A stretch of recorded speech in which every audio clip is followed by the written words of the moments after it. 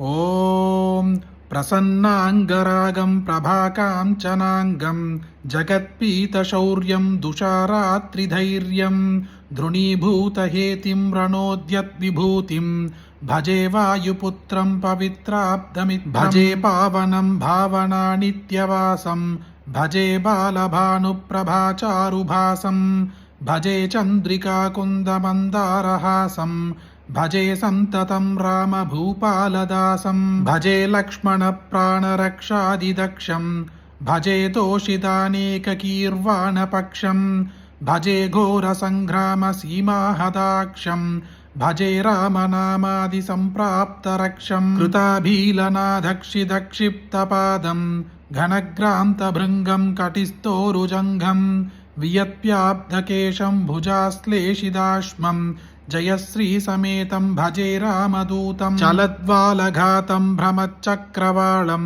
कठोराट्टहासं प्रभिन्नाब्जजाण्डं महासिंहनाथाद्विशीर्णत्रिलोकं भजेनाञ्जनेयं प्रभुं वज्रकायं रणे भीषणे मेघनाथे सनादे सरोषे समारोभणामित्रमुख्ये गगानां गणानां सुराणां च मार्गे नटन्तं समन्तं हनुमन्तमीडे घनत्रत्नजम्भारिदम्भोळिभारं घनद्धन्तनिर्धूतकालोऽघ्रदन्तं पदाघातभीदाब्धिभूतादिवासं रणक्षोणिदक्षं भजे पिङ्गलाक्षं महाग्राहपीडां महोत्पादपीडां महारोगपीडां महातीव्रपीडां हरत्यस्तु ते पादपद्मानुरक्तो नमस्ते कपिश्रेष्ठ रामप्रियाय जराभारतो भूरिपीडां शरीरे निराधारणारूढकाडप्रतापी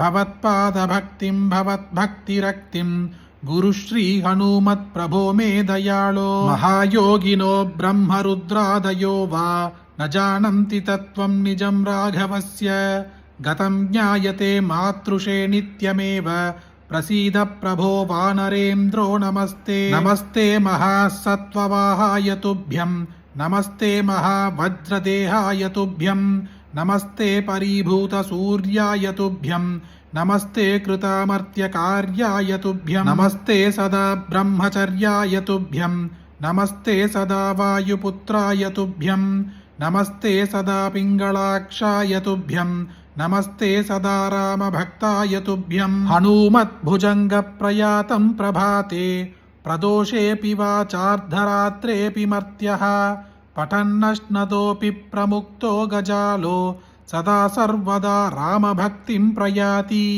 इति ಶ್ರೀಮದಾಂಜನೇಯ ಭುಜಂಗ ಪ್ರಯಾತ ಸ್ತೋತ್ರಂ ಸಂಪೂರ್ಣಂ. ಇಂದು ಶನಿ ಪ್ರದೋಷ. ನಮ್ಮ ಜಾತಕದಲ್ಲಿ ಇರುವ ಶನಿ ದೋಷ, 7ನೇ ಶನಿ, ಶನಿ ವಕ್ರ ಎಲ್ಲವೂ ನಿವಾರಿಸುವ ಈ ಆಂಜನೇಯ ಸ್ವಾಮಿ ಸ್ತೋತ್ರವನ್ನು ನೀವೊಬ್ಬರೇ ಕೇಳಿದ್ರೆ ಸಾಕ. ನಿಮಗೆ ಗೊತ್ತಿರುವ ಎಲ್ಲರಿಗೂ ಶೇರ್ ಮಾಡಿ, ಈ ವಿಡಿಯೋಗೆ ಲೈಕ್ ಮಾಡಿ. ಮತ್ತೊಂದು ವಿಡಿಯೋದಲ್ಲಿ ಸಿಗೋಣ. ಜಯ ಜಯ ಶಂಕರ, ಹರ ಹರ ಶಂಕರ.